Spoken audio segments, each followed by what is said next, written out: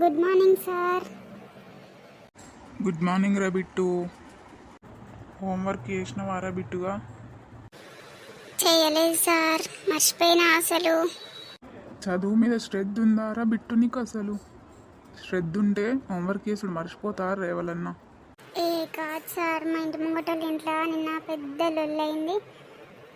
అక్కడనే ఉన్న నిన్న మొత్తం, అందుకే హోంవర్క్ మీద మర్చిపోయినా.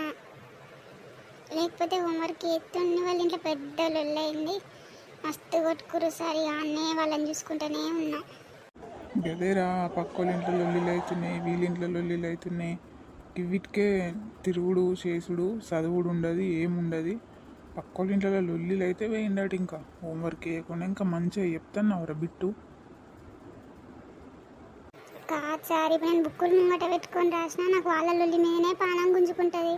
వాళ్ళు ఒర్రేది కొట్టుకునేది అన్నీ వినబడతాయి నాకు. ఇంటి దగ్గరనే కదా, చెవులకి పడతాయి. ఆడి ఓ బుద్ధి అవుతుంది, పానం గుంజుకుంటుంది అటు. అందుకే ఇక రాయలే, అన్నీ కూర్చున్నాయి. ఇక గదేరా, నీ గురించి నాకు తెలుసు. నువ్వు ముచ్చట్లకు మూతులు చాపటూని పోయినాయే. గాడికి పోవా ఇక? సార్ రేపు రాసి చూపిస్తా సార్ హోంవర్క్. రేపు రాసి చూపించుడు కాదురా, నిన్నటిది ఇవాళటి హోంవర్క్ రెండు రాయాలి నువ్వు. ఒకవేళ రాయలేదనుకో బిడ్డ, కోదండం ఎక్కిస్తాయేమో అనుకుంటున్నావు. సార్ రాస్తా సార్, ఖచ్చితంగా రాసి చూపిస్తా మీకు.